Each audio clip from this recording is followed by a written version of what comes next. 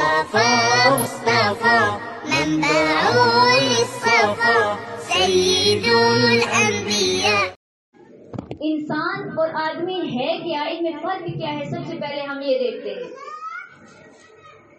رسول اکرم صلی اللہ علیہ وآلہ وسلم نے 1,24,000 یا 25,000 آدمیوں کو انسان بنایا تھا. یہ فگر اپنے ذہن میں رکھیے گا. کتنے لوگوں کو انسان بنایا تھا؟ 1,24,000 لوگوں کو انسان بنایا تھا. آپ کے جو صحابہ تھے جن کے تذکرے اللہ تبارک و تعالیٰ نے اپنی کلام پاک قرآن پاک میں بھی کیے، وہ اتنے عظیم اور بلند مقام والے تھے. تو وہ انسان کون تھے؟ انسان ہوتا کون ہے؟ تو یاد رکھیے گا، انسان اور آدمی میں فرق غور کرنے سے پتہ چلتا ہے. آدمی بھی کھاتا ہے لیکن انسان صرف حلال کھاتا ہے. آدمی پیتا ہے لیکن انسان صرف حلال پیتا ہے. آدمی چلتا ہے لیکن انسان صرف اللہ کے قانون پہ چلتا ہے. آدمی جو ہے وہ پھرتا ہے، وہ سنتا ہے، لیکن انسان صرف اللہ کے قانون کو سنتا ہے. انسان صرف اللہ ہی کی سنتا ہے. آدمی جو ہے وہ راتیں گزارتا ہے لیکن انسان جو ہے اس کی راتیں خشیت ربانی میں گزرا کرتی ہیں. سبحان اللہ. بڑی وہ کہتے ہیں دلی سی سبحان اللہ، جوش والی سبحان اللہ نہیں ہے. حالانکہ احسن تقویم آپ کا لقب ہے. اللہ نے آپ کو اس سے نوازا ہے. آپ کی بات ہو رہی ہے، میری بات ہو رہی ہے. احسن تقویم تمام انسانوں کے لیے کہا گیا ہے. تو پھر جب اپنی بات ہو تب تو جوش کے ساتھ بولنا چاہیے نا. کیا خیال ہے؟ ابھی بھی لوگ سوئے ہوئے، اتنے سارے بچے ہیں ماشاءاللہ جوان بیٹھے ہیں، سبحان اللہ کی آواز نہیں آ رہی. محبت کے ساتھ کہیے سبحان اللہ. تو انسان کی عظمتوں کا ترانہ قرآن بھی گاتا ہے. جو آدمی ہے وہ اپنے نفس پہ کنٹرول نہیں کر سکتا، لیکن جو انسان ہے اسے جب بھی نفس ورگلاتا ہے، جب بھی نفس اسے ابارتا ہے کسی غلط کام کے لیے، تو اپنے نفس کو یہ کہہ کے کنٹرول میں لے لیتا ہے کہ اللہ دیکھ رہا ہے، اللہ دیکھ رہا ہے، یہ غلط کام ہے، یہ میں نے نہیں کرنا. تو جو آدمی ہوتا ہے وہ ماں باپ کی حق تلفی کرتا ہے. آدمی جو ہوتا ہے وہ ماں باپ کی نافرمانی کرتا ہے. آدمی جو ہوتا ہے وہ بدسلوکی کرتا ہے. آدمی جو ہوتا ہے وہ دوسروں کو تکلیف دیتا ہے. آدمی جو ہوتا ہے وہ دوسروں کا احساس نہیں کرتا. لیکن انسان جو ہے، انسان کو اگر ماں یہ کہہ دے کہ تجھے رسول اللہ کی بارگاہ میں نہیں جانا، تو وہ رسول اللہ کی بارگاہ میں جانے سے بچتے ہوئے ادھر بیٹھ جاتا ہے. وہ رسول اللہ کی بارگاہ میں جانا چھوڑ دیتا ہے. اسے انسان کہتے ہیں. کون انسان؟ جسے انسان کامل نے انسان بنایا. رسول اللہ کے صحابیوں کو جب ماں یہ کہے کہ تم نے آج میرے پاس رکنا ہے، تو وہ رسول اللہ کی بارگاہ میں نہیں جاتے تھے. کیوں؟ کیونکہ رسول اللہ نے فرمایا تھا والدین کا احترام کرو، والدین کو اف تک نہ کہو، ان کی ہر بات پہ عمل کرو، ان کا حکم مانو، ان کی اطاعت کرو، ان کی فرما برداری کرو، ان کی خدمت کرو.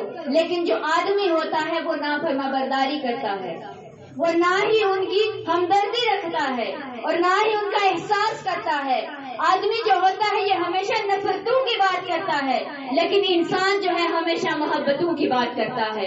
آدمی جو ہے وہ بچے پیدا کرتا ہے، لیکن انسان جو ہے وہ معاشرے میں تربیت یافتہ رسول اللہ سے محبت کرنے والے بچوں کو پیدا کرتا ہے. آدمی ہم بڑے بڑے مقام پہ پہنچ گئے، ہم خطیب بن گئے، عالم بن گئے، ڈاکٹر بن گئے، انجینئر بن گئے، ہم وارثی بن گئے، ہم نے بہت بڑے بڑے مقام حاصل کر لیے، ہم قاضی بھی بن گئے، ہم مفتی بھی بن گئے. کیا ہم انسان بنے؟ کیا ہم انسان بھی بنے؟ نہیں بنے. کیونکہ انسان وہی ہے جو رسول اللہ کی ماننے والا ہو، انسان وہی ہے جو اللہ کے احکام پہ چلنے والا ہو.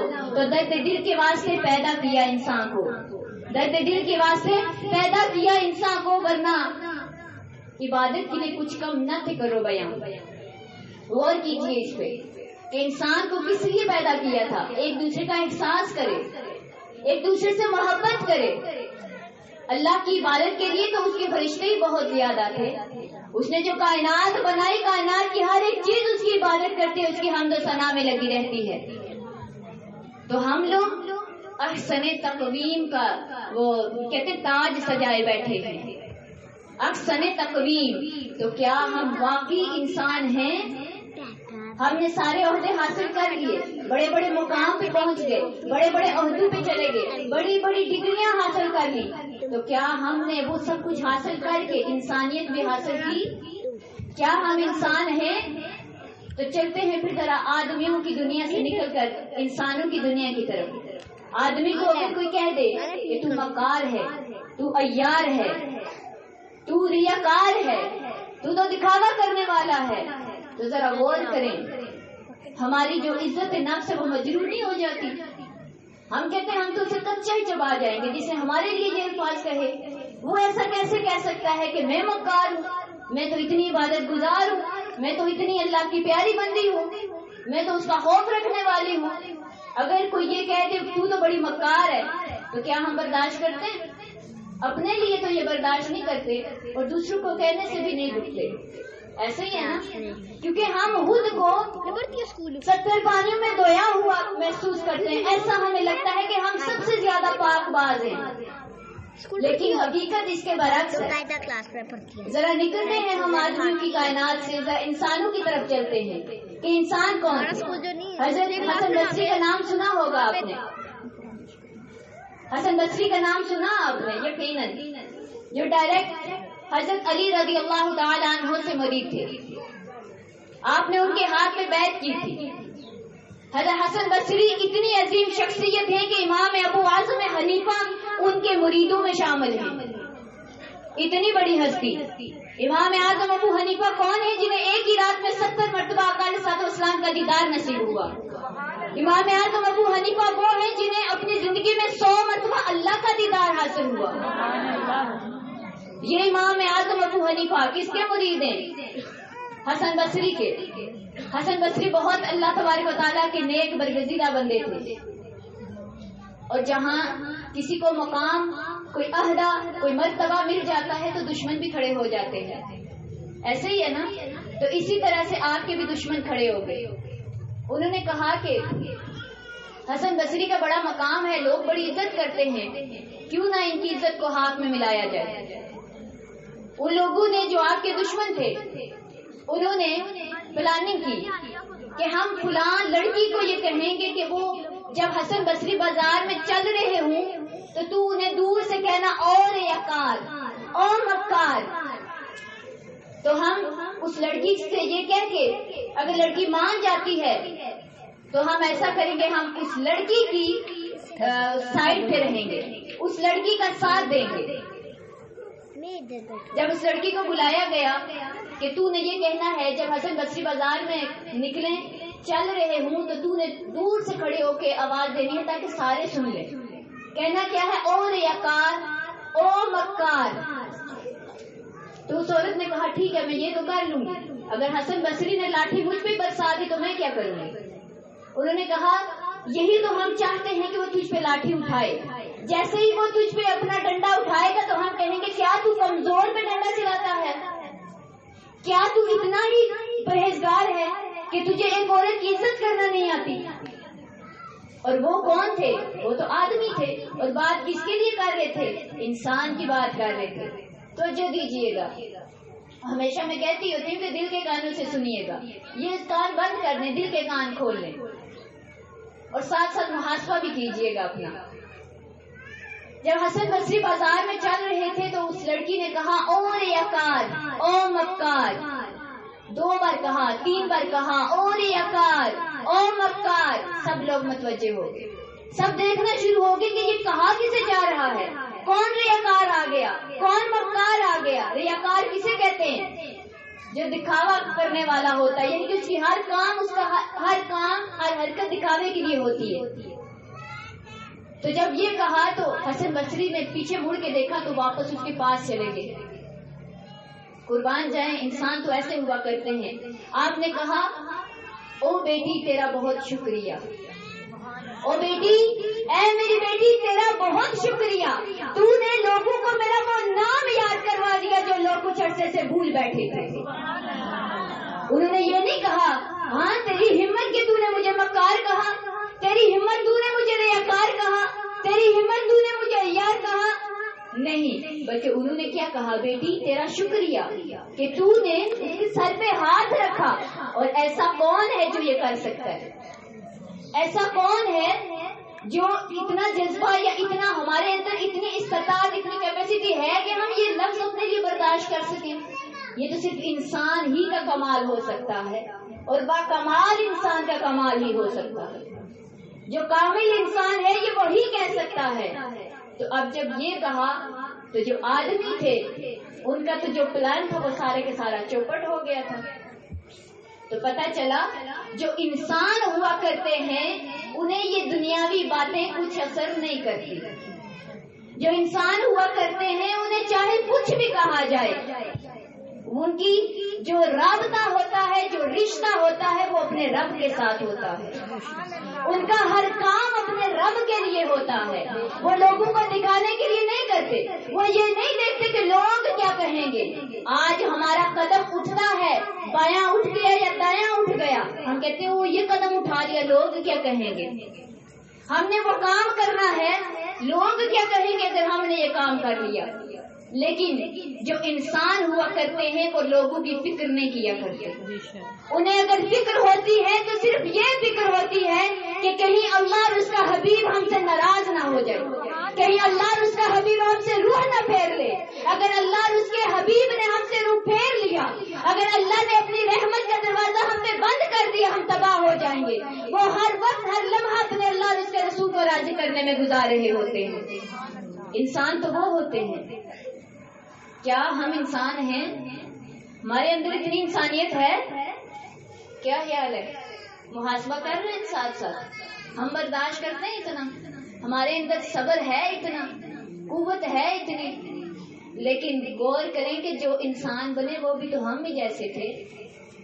ہم میں سے ہی انہوں نے اپنے نفس پہ کنٹرول کیا، اللہ اور اس کے رسول کا حکم مانا، کیونکہ جو احسن تقویم کا تاج سجائے پھرتے ہیں وہ تو سب انسانوں کے لیے ہے، وہ تو سب کے لیے رب نے برابر کہہ دیا۔ صرف یہ نہیں کہا کہ میں نے حسن بصری کو احسن تقویم بنایا، صرف یہ نہیں کہا کہ میں نے اپنے حبیب کو احسن تقویم بنایا، صرف یہ نہیں کہا کہ میں نے عمر کو احسن تقویم بنایا، علی کو احسن تقویم بنایا، فاطمہ کو احسن تقویم بنایا، بلکہ کہا لقد خلقنا الانسان فی احسن تقویم، تمام انسانوں کو احسن تقویم بنایا۔ یہ تاج ہم سب کے لیے ہے، تو ہم بھی وہ مقام حاصل کر سکتے ہیں اگر ہم سچے دل کے ساتھ کوشش کریں تو۔ ہمارے لیے 2-3 باتیں برداشت کرنا مشکل ہو جاتا ہے۔ 1000 آدمیوں کا لشکر آیا، غور کیجئے گا، صرف ایک بندے کو گرفتار کرنے کے لیے کتنے لوگ آئے؟ 1000 لوگ آئے تھے ایک بندے کو گرفتار کرنے کے لیے، قیدی بنانے کے لیے، اور وہ ایک بندہ صرف 70 لوگوں کا قائد تھا۔ کتنے لوگوں کا؟ 70 لوگوں کا، 70 نفوس کا وہ قائد تھا۔ اسے گرفتار کرنے کے لیے آئے، بہت لمبا سفر طے کر کے آئے، اور وہ شدید گرمی میں آئے۔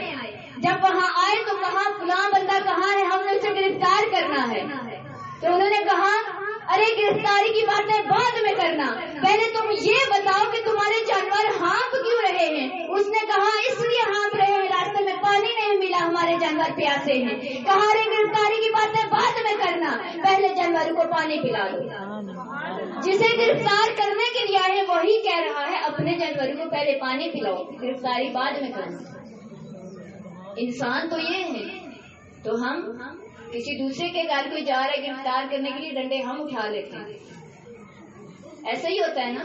تو وہ جسے گرفتار کرنے کے لیے آئے وہی ان کا احساس کر رہے ہیں، ان کے جانوروں کا احساس کر رہے ہیں، پہلے انہیں پانی پلاؤ بعد میں مجھے گرفتار کر لینا۔ تو یہ انسانوں کی دنیا ہے۔ انسان انہیں کہتے ہیں جن کا ہر ایک عمل دوسروں کو سکھا رہا ہوتا ہے، ہر ایک کام دوسروں کو سکھا رہا ہوتا ہے، ہر ایک قدم دوسروں کے لیے نصیحت ہوا کرتی ہے، اگر ہم عمل کرنے والے ہوں رومیوں کے ساتھ مسلمانوں کی جنگ ہوئی تو رومیوں نے، عیسائیوں نے مسلمانوں کو گرفتار کر لیا. جب انہوں نے گرفتار کیا تو وہاں 3 بھائی بھی تھے. ان 3 بھائیوں کو انہوں نے گرفتار کیا. بھائی جو تھے بڑے جوان تھے، خوبصورت تھے، اور وہ بھائی کوئی عام نہیں تھے. وہ تھے جنہیں رسول اللہ نے انسان بنایا تھا. کامل انسان تھے جنہیں رسول اللہ نے انسان بنایا. ان تینوں بھائیوں کو انہوں نے گرفتار کر لیا، اور وہ سب سے زیادہ حسین تھے، جوان تھے، خوبصورت تھے، حسین تھے. تو جب انہیں گرفتار کیا گیا تو انہیں کہا گیا تم ایسا کرو، اگر آزادی چاہتے ہو تو اپنا مذہب اسلام چھوڑ دو. اپنا مذہب اسلام کیا کرو؟ چھوڑ دو. سو گئے سارے؟ سو گئے سارے؟ اچھا، اپنی حاضری کا، اپنے جاگنے کا ثبوت دیتے رہیے گا، میں ایسے پوچھتی رہوں گی. انہوں نے کہا کہ اگر تم آزادی چاہتے ہو تو کیا کرو؟ اپنا مذہب اسلام چھوڑ دو. انہوں نے کہا جان تو دے سکتے ہیں لیکن اسلام سے نہیں ہٹ سکتے. 3 بھائیوں نے کہا آج ہمارا حال کیا ہے؟ اگر ہمیں کوئی عہدہ دیتا ہے، کہتا ہے اس اپنا جو ایمان ہے، اپنا اسلام ہے، اپنا مذہب ہے، اسے تم چھوڑ دو، تو ہماری جوان اولادیں چھوڑ دیتی ہیں. اگر کوئی یہ کہتا ہے ہم تمہیں اپنی بیٹی بیاہ کر دیں گے، تم ایسا کرو اپنا جو مذہب ہے اسے چھوڑ دو، ہماری جوان بچے چھوڑ دیتے ہیں. اگر کوئی یہ کہتا ہے ہم تمہیں پاسپورٹ دیں گے، اپنا جو مذہب ہے اسے چھوڑ دو، آج کی جوان نسلیں وہ چھوڑ رہی ہیں. اگر کوئی کہتا ہے اتنی دولت دیں گے، اپنا مذہب چھوڑ دو، آج کی جوان اولادیں، آج کی نسلیں اسلام کو چھوڑ رہی ہیں. کیوں؟ اس لیے کہ اسلام سے دوری ہے، سمجھ نہیں ہے کہ اسلام مذہب کون سا ہے. حالانکہ اگر دیکھا جائے تو مغرب کے لوگ اپنے ہی مذہب سے تنگ آ کے اسلام قبول کر رہے ہیں، اور آج ہماری نسلیں، ہماری اولادیں اپنا ہی مذہب چھوڑ کے ان کی طرف جا رہی ہیں. تو یہاں اپنی اولادوں کی تربیت کرنی ہے، ہمیں ان کا عقیدہ مضبوط کرنا ہے. آج مغرب ہمیں بے حیائی دے رہا ہے، ہم دونوں ہاتھوں سے لے رہے ہیں. مغرب ہمیں شراب دے رہا ہے، ہم دونوں ہاتھوں سے لے رہے ہیں. مغرب ہمیں زنا کے اڈے دے رہا ہے، ہم دونوں ہاتھوں سے لے رہے ہیں، اور اپنی اولادوں کو اس کی طرف منتقل کیے جا رہے ہیں. غور کرتے رہیے گا، آج جتنی بھی برائیاں ہیں مغرب سے آ رہی ہیں. بے حیائی آ رہی ہے مغرب سے آ رہی ہے. لباس تنگ ہو گئے ہیں مغرب کی وجہ سے ہوئے ہیں. آج ہماری ماؤں بہنوں میں شرم و حیا نام کی چیز نہ رہی، مغرب کی وجہ سے نہ رہی. تو مغرب کے جو لوگ ہیں وہ اپنا جو ان کا چرچ ہوا کرتا ہے، اپنی جو عبادت گاہیں ہوا کرتی ہیں، وہاں لازمی ہو جایا کرتے ہیں. لیکن آج ہمارے مسلمان کا یہ حال ہے کہ وہ عید کے دن بھی مسجد میں نہیں جاتا. ہم نے غلط راہ اختیار کر لی ہے. تو بات کر رہی تھی کہ ہمیں ذرا سی کوئی چیز ملتی ہے جس میں اپنا فائدہ نظر آتا، مذہب چھوڑ دیتے ہیں. لیکن وہ جو 3 بھائی تھے، صرف 3 ہی بھائی تھے، جو سب سے زیادہ خوبصورت تھے، حسین تھے، انہیں کہا گیا کہ اسلام چھوڑ دو، عیسائیت قبول کر لو، تمہیں آزاد کر دیں گے. انہوں نے کہا کہ نہیں، جان چلی جائے لیکن ایمان نہیں دے سکتے، یہ مذہب تبدیل نہیں کر سکتے. تو اس بادشاہ نے کہا کہ ایسا کرو کہ ایک بڑی سی کڑاہی لو، اس میں تیل ڈالو، آگ جلا دو، اور جب تیل ابلنے لگے ایک بھائی کو اس میں ڈال دو. انہوں نے ایسا ہی کیا، آگ جلائی، کڑاہی رکھی، تیل ڈالا، تیل ابلنا شروع ہو گیا. انہوں نے اپنے ایک بھائی کو اٹھا کے اس میں ڈال دیا. جب وہ گل گیا، سڑ گیا، اس کی ہڈیاں اوپر تیرنا شروع ہو گئی، تو انہوں نے کہا اب تم 2 بچے ہو، ایسا کرو تمہارا حال بھی یہی ہونا ہے، ایسا کرو تم اپنا مذہب چھوڑ دو تاکہ ہم تمہیں آزاد کر دیں. ایسا نہ ہوا. انہوں نے کہا کہ اگر ہو گیا ہے تو ہم بھی چلے جائیں گے لیکن اپنا مذہب نہیں چھوڑیں گے. انہوں نے دوسرے بھائی کو بھی اٹھایا اور اس میں ڈال دیا.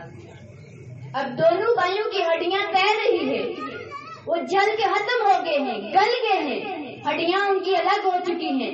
اب جو چھوٹا بھائی تھا، جو سب سے زیادہ خوبصورت تھا، اسے کہنے لگے کہ تم اپنا مذہب تبدیل کر لو. اب وہاں ایک وزیر بھی کھڑا یہ سارا کچھ دیکھ رہا تھا. اس نے بادشاہ سے کہا نہیں، اس سے نہ کہنا، اسے اٹھا کے اس کڑائی میں نہ ڈالنا، اس کے مذہب کی تبدیلی کا ذمہ میں خود لیتا ہوں، اسے اپنے دین سے پھیرنے کے لیے میں خود کوشش کروں گا۔ تو اگر میں نے یہ کام کر لیا تو پھر مجھے کیا انعام ملے گا؟ بادشاہ نے کہا آدھی سلطنت تجھے دے دوں گا۔ اس نے کہا ٹھیک ہے، یہ ڈیل ہو گئی۔ وہ اس چھوٹے بچے کو، چھوٹا نہیں تھا، جوان تھا لیکن بھائیوں سے چھوٹا تھا، لے کے اپنے گھر چلا گیا۔ کون لے کے گیا تھا؟ وزیر لے کے گیا۔ جب وزیر اسے گھر لے کے گیا، اس کی بیٹی بہت خوبصورت تھی۔ اس نے اپنی بیٹی کو بلایا اور کہا کہ ایسا کرو، ایک کمرہ تیار کروا دو جہاں خوشبو ہو، پھول ہوں، اور یہ جو بندہ، جو بچہ میں لے کے آیا مجھے لڑکا، اس کا ہم نے جو مذہب ہے یہ تبدیل کروانا ہے، اور اس کے لیے تم ہی ہتھیار ہو میرے پاس۔ اگر تم نے یہ کام کر لیا تو ہمیں آدھی سلطنت مل جائے گی۔ اب بیٹی نے کہا ابا جان یہ تو کوئی بات ہی نہیں، یہ تو میرے بائیں ہاتھ کا کھیل ہے، کیونکہ میں نے تو پہلے بھی اتنے لوگوں کے ایمان کو خریدا ہے، یہ کون سی بات ہے کہ اس کا مذہب تبدیل نہیں ہو سکتا؟ کیونکہ وہ بڑی خوبصورت تھی، اسے تو بڑا ناز تھا اپنے حسن پہ۔ باپ نے کہا ٹھیک ہے، تم ایسا کرو کہ آج رات تم پھر اسے ورگلانے کے لیے اس کے کمرے میں چلی جانا۔ اب وہ لڑکی خوب بنی سنوری تیار ہو کے جب اس کے کمرے میں گئی تو آگے دیکھا کہ وہ جو کامل انسان تھا، وہ انسان کھڑا ہے جائے نماز پہ اور نماز پڑھ رہا ہے۔ ایک بار سلام پھیرا، پھر نیت کر لی، دوسری بار پھیرا، پھر نیت کر لی۔ اسی طرح کرتے کرتے رات گزر گئی۔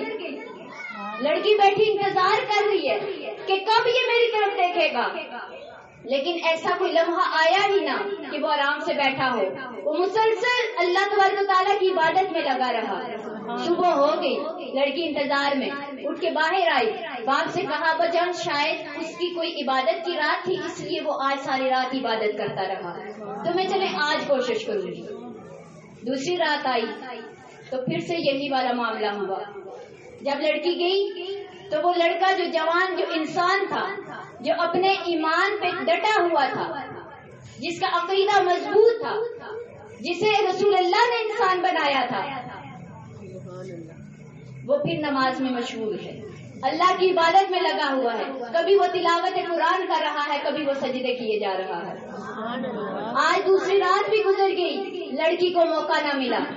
تیسری رات آ گئی، اس نے کہا تو جس کی عبادت کرتا ہے تجھے اسی کا واسطہ دیتی ہوں، آج تو میری طرف ایک نظر دیکھ لے، آج میری طرف ایک نظر دیکھ لے، میں 2 دن سے انتظار کر رہی ہوں، میرے لیے انتظار مشکل ہو رہا ہے، آخر تیری عبادت اتنی لمبی کیوں ہو رہی ہے؟ کیا ہر وقت ہر لمحہ تو عبادت میں رہتا ہے؟ بس ایک نظر میری طرف دیکھ لے۔ جوان نے نظریں جھکائی ہوئی، کہا نہیں، میرے اسلام نے مجھے منع کیا ہے کسی غیر محرم کی طرف نظر اٹھا کے نہیں دیکھنا۔ نظریں جھکی ہوئی ہیں، لڑکی خوبصورت ہے، تیار ہو کے بیٹھی ہوئی ہے، منت سماجت کر رہی ہے، واسطے دے رہی ہے کہ خدارا جس کی عبادت کرتے ہو اسی کے لیے مجھ سے بات تو کرو، میری طرف دیکھو تو صحیح۔ لیکن اس نے کیا کہا کہ میرے نبی نے جو مجھے دین دیا، یہ اس دین کا اصول ہے کہ کسی غیر محرم کی طرف نظر اٹھا کے نہیں دیکھنا۔ اب اس نے کہا یہ کیسا دین ہے؟ میرے بابا نے تو مجھے بتایا تھا کہ مسلمان بڑے ظالم ہیں، وہ تو جوان بیٹیوں کو چھوڑتے ہی نہیں ہیں، جانوروں کی طرح انہیں نوچ ڈالتے ہیں، ان سے ہر طرح کا کام لیتے ہیں، ان کا احساس نہیں کرتے، بلکہ وہ انسان نہیں درندے ہیں، اور تو کیا کہہ رہا ہے کہ تو نہ محرموں کی طرف دیکھتا بھی نہیں ہے؟ ایسا کیسے ہو سکتا ہے؟ کہا جو تیرا باپ بتاتا ہے وہ اسے پتا ہوگا، جو میں بتا رہا ہوں مجھے رسول عربی نے بتایا ہے، مجھے تو کملی والے نے بتایا ہے، اور میں یہ بتاؤں کہ اصل دین یہی ہے جو میں تجھے بتا رہا ہوں۔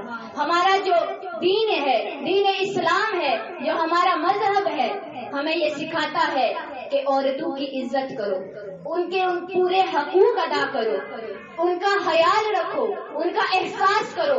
اگر کوئی منگتا آ جائے تو اپنی پلیٹ سے اٹھا کے اسے دے دو، خود بھوکے رہ جاؤ لیکن دوسروں کو کھانا کھلاؤ، غریبوں کی مدد کرو۔ اگر تم مالدار ہو تو زکات دیا کرو، اگر تم اتنے ہی زیادہ سخی ہو تو ہر وقت سخاوت میں لگے رہا کرو. کہا یہ تو میرے باپ نے نہیں بتایا, میرے باپ تو بالکل الٹ بتاتا رہا, تو کیا بتا رہا ہے؟ کہا ہاں اسلام تو یہی ہے. کہا اگر واقعی یہ اسلام ہے تو میں بھی اس اسلام میں داخل ہونا چاہتی ہوں. اب وہ لڑکی جو اسے اسلام سے دور کرنے آئی تھی خود اسلام میں داخل ہونے کے لیے اسے کہہ رہی ہے. کہا بتاؤ مجھے کیا کرنا پڑے گا اسلام میں داخل ہونے کے لیے؟ تو اس نے کہا کچھ نہیں کرنا پڑے گا, بس کلمہ پڑھو, اشہد ان لا الہ الا اللہ واشہد ان محمد رسول اللہ, تم مسلمان ہو جاؤ گے. اس نے کلمہ پڑھا. اب اس نے کہا آج رات زیادہ ہو گئی ہے, کل رات کو ہم بھاگنے کا انتظام کریں گے. میں یہ گھر, یہ جو محل ہے جو میرے باپ کو ملا ہوا ہے, یہ میں چھوڑنا چاہتی ہوں. میں تیرے ساتھ اسی کے ہاں حاضر ہونا چاہتی ہوں جس کے ہاتھ پہ تو نے دین قبول کیا, جس کے ہاتھ پہ تو مسلمان ہوا.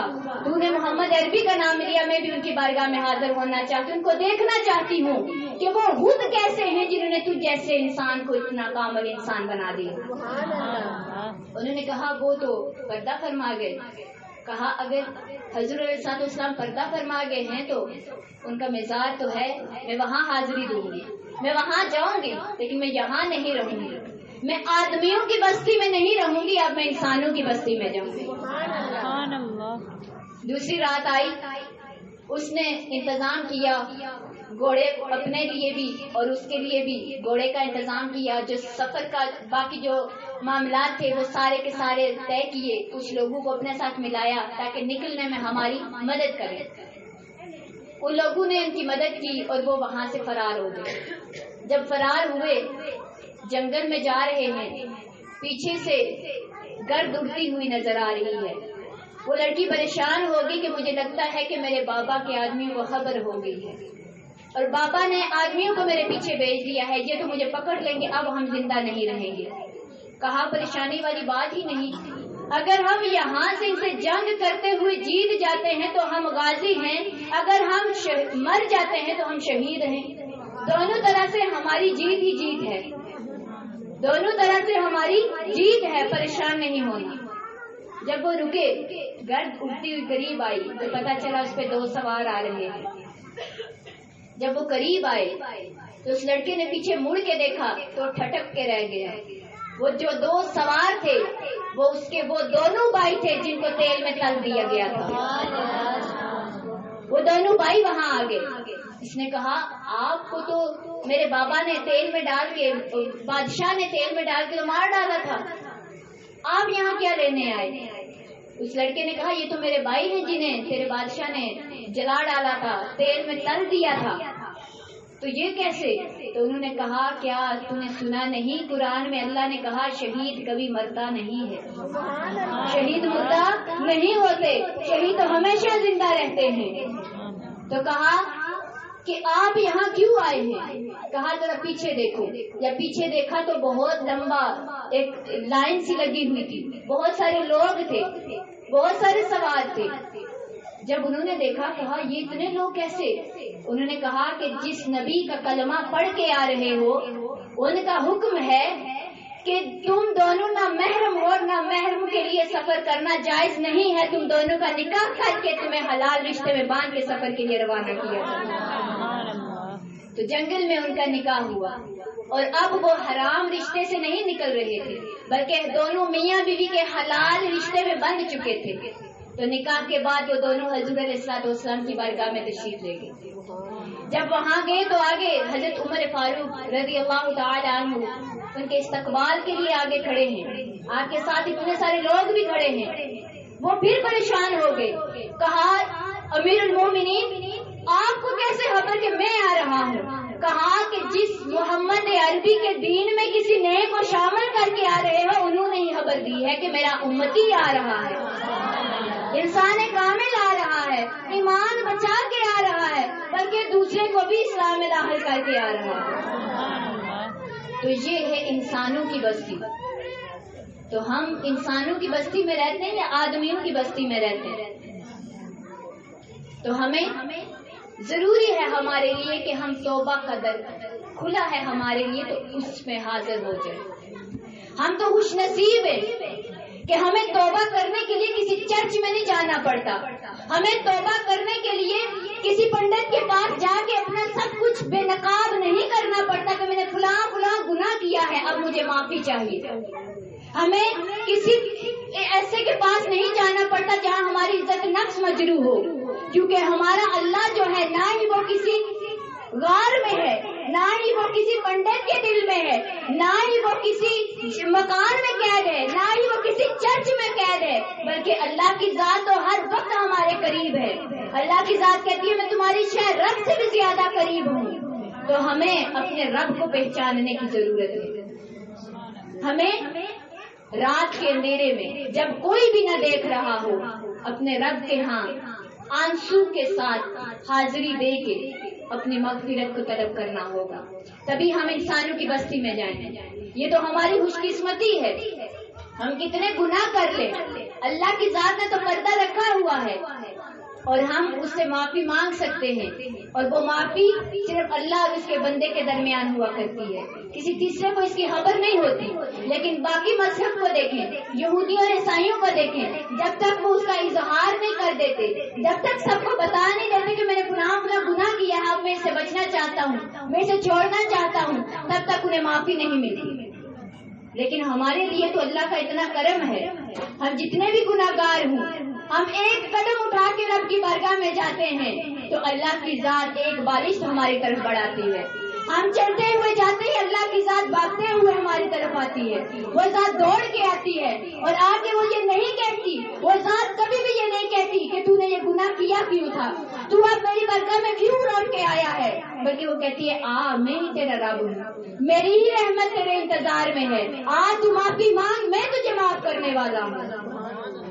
تو ہمارے لیے تو توبہ کا در کھلا ہے، تو کوشش کریں اپنے گناہوں پہ ندامت کے آنسو بہاتے ہوئے اس کی بارگاہ میں حاضری لیں تاکہ اللہ کی ذات ہمیں معاف فرمائے اور ہمیں انسانوں کی بستی میں شامل ہونے کی توفیق دے، ہم آدمیوں سے نکلیں اور انسانوں کی طرف جائیں۔